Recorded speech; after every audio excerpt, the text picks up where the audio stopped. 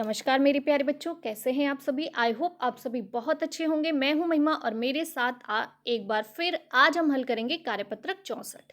यह कार्यपत्रक 7 दिसंबर 2020 के लिए है। आज हम हिंदी विषय व्याकरण में रस सिद्धांत पढ़ने जा रहे हैं। रस सिद्धांत हम पहले ही कई बार डिस्कस कर चुके हैं। आज इसके बारे में कुछ और बातें जानेंगे और देखेंगे क्या क्या दिया गया है आज के कार्यपत्रक में।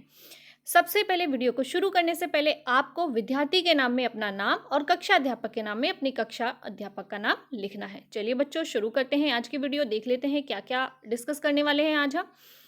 बच्चों, अब तक हमने जाना कि काव्य साहित्य को पढ़ने सुनने से उत्पन्न होने वाली आनंद की अनुभूति को ही रस कहा जाता है। अर्थात जब भी हम किसी काव्य साहित्य को पढ़ते हैं उससे हमारे अंदर एक फीलिंग क्रिएट होती है। जो फीलिंग हमारे अंदर क्रिएट होती है, जो भावनाएं हमारे अंदर उत्पन्न होती हैं, उसे ही रस कहा जाता है। रस के 4 अंग होते हैं। कौन कौन से? नंबर 1 स्थायी भाव, नंबर 2 विभाव, नंबर 3 अनुभाव एंड लास्ट वन इज संचारी भाव। यानी कि रस के 4 भाव होते हैं: स्थायी भाव, विभाव, अनुभाव और संचारी भाव। स्थायी भाव वे भाव जो मन में स्थायी रूप से स्थापित रहते हैं, उन्हें स्थायी भाव कहते हैं। स्थायी भाव के उद्बोधक कारक को विभाव कहते हैं। तो सबसे पहले स्थायी भाव कौन से होते हैं? हमारे अंदर कुछ फीलिंग्स ऐसी होती हैं जो परमानेंटली रहती हैं और कुछ फीलिंग्स ऐसी होती हैं जो टेम्परेरी होती हैं, टाइमली चेंज होती रहती हैं। तो जो परमानेंट फीलिंग्स होती हैं उसे ही स्थायी भाव कहा जाता है। यानी कि वे भाव जो स्थायी रूप से स्थापित रहते हैं उसे स्थायी भाव कहते हैं। और स्थायी भाव के उद्बोधक को ही विभाव कहा जाता है। विभाव 2 प्रकार के होते हैं: आलंबन विभाव और उद्दीपन विभाव। अब हम अनुभाव और संचारी भाव के बारे में जानेंगे। तो चलिए जान लेते हैं कि अनुभाव क्या होता है। मनोगत का अर्थ होता है मन में उत्पन्न, यानी कि हमारे मन में कई चीज़ों को देख के अलग अलग भावनाएं उत्पन्न होती हैं, तो उसे ही मनोगत कहा जाता है। सबसे पहले सबको मनोगत का मीनिंग पता होना चाहिए। तो मन में उत्पन्न होने वाली चीज़ों को मनोगत कहते हैं। मनोगत भाव को व्यक्त करने वाली शारीरिक प्रक्रिया अनुभाव कहलाती है। यह 8 प्रकार की होती है: स्तंभ, स्वेद, रोमांच, भंग, कंप, विवरता, अश्रु और प्रलय। ये हमारे इसके भाग होते हैं। चलिए देख लेते हैं संचारी भाव। हृदय मन में संचरण आने जाने वाली भावों को ही संचारी भाव कहा जाता है। यानी हमारे मन में जो अलग अलग तरह की भावनाएं आती रहती हैं, जाती रहती हैं, तो इस तरह की भावनाओं को ही संचारी भाव कहा जाता है। ये भाव स्थायी भाव के साथ उत्पन्न होकर कुछ समय बाद समाप्त हो जाती है। यानी कुछ सिचुएशन ऐसी होती है कि कुछ हमारे अंदर फीलिंग्स क्रिएट होती हैं। कुछ फीलिंग्स ऐसी होती हैं जो वो काफ़ी टाइम तक रहती हैं और कुछ फीलिंग्स ऐसी होती हैं जो कुछ समय के लिए आती हैं और फिर चली जाती हैं। तो जो फीलिंग्स कुछ समय के लिए आती हैं और चली जाती हैं उन्हें ही कहा जाता है संचारी भाव। ये भाव स्थायी भाव के साथ उत्पन्न होती है और कुछ समय बाद समाप्त हो जाती है। यानी स्थायी भाव तो बना रहता है पर संचारी भाव समाप्त हो जाता है। अर्थात ये स्थायी भाव मन में स्थायी रूप से नहीं रहते। संचारी भाव की संख्या 33 यानी 33 होती है।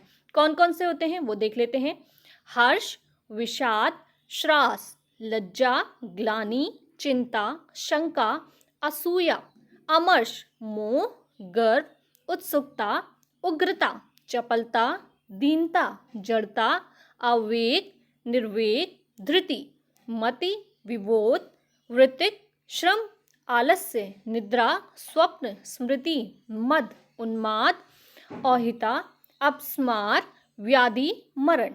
रस सिद्धांत के प्रेरता आचार्य भरत मुनि के 9 प्रकार के रस का उल्लेख किया। यानी कि जो भरत मुनि थे उन्होंने 9 प्रकार के रस बताए हैं। कौन कौन से हैं? किंतु अब रसों की संख्या 11 कही जाती है। यानी कि पहले जो रस थे वो मात्र 9 थे, अब रस 11 होते हैं। जैसे कि आप जान चुके हैं कि प्रत्येक रस का एक स्थायी भाव होता है जो इस प्रकार है। तो सबसे पहले हमें रस और रस का स्थायी भाव। रस एक ऐसा टॉपिक है जो बहुत ही ब्रॉड है और इसमें अंडरस्टैंड करने के लिए आपके पास बहुत कुछ है, पर क्योंकि आपका सिलेबस में ये बहुत ही छोटा सा पार्ट है, इसलिए आपको क्या करना है, सिर्फ रस की डेफिनेशन लर्न करनी है, इसके पार्ट्स को डिफाइन करना है और साथ में सभी रस के स्थायी भाव आपको पता होने चाहिए। इतना ही इनफ है आपके सिलेबस के लिए। तो सबसे पहले देख लेते हैं रस। रस का नाम है श्रृंगार और इसका स्थायी भाव है रति। करुण रस, इसका स्थायी भाव है शोक। रौद्र रस, इसका है क्रोध। वीर रस इसका है उत्साह। नेक्स्ट वन, हास्य रस इसका है हास्य। शांत रस निर्वेद या शांत दोनों होते हैं। भयानक इसका है भय। अद्भुत विस्मय। विभत्स इसका है घृणा या जुगुप्सा। वात्सल्य ममता स्नेह। भक्ति का है वैराग्य और अनुराग। तो इस प्रकार से रस का नाम और उसके स्थायी भाव आपको दिए गए हैं। तो ये था हमारा आज का छोटा सा टॉपिक रस। अब देख लेते हैं इस पर आधारित दिए गए प्रश्नों को। तो आज का पहला प्रश्न जो हमसे पूछा गया है वो क्या है? नंबर 1, अनुभाव किसे कहते हैं और अनुभावों की संख्या कितनी है? प्रश्न नंबर 2, संचारी भाव किसे कहा गया है और संचारी भाव की संख्या कितनी है? प्रश्न नंबर 3, रस सिद्धांत के प्रणेता कौन थे? उन्होंने रस की कितनी संख्या बताई है? प्रश्न नंबर 4, अनुभाव के कितने प्रकार हैं, उनके नाम लिखिए। तो ये हैं हमारे आज के सभी 4 प्रश्न। गतिविधि देख लेते हैं। रस के बारे में अपने अध्यापक से बातचीत कीजिए, अर्थात आपको अपने टीचर से, अपने क्लास टीचर से डिस्कस करना है और जानना है कुछ और बातें रस के बारे में। इसके साथ में हम देख लेते हैं कोविड के संदर्भ में उचित व्यवहार संबंधी CAB संदेश। नियमित रूप से अपने हाथों को साबुन और पानी से धोएं, यानी कि आप सभी लोगों को नियमित रूप से अपने हाथों को साबुन और पानी से धोते रहना है ताकि आप कोरोना से अपने आप को और अपने परिवार को सुरक्षित रख सकें।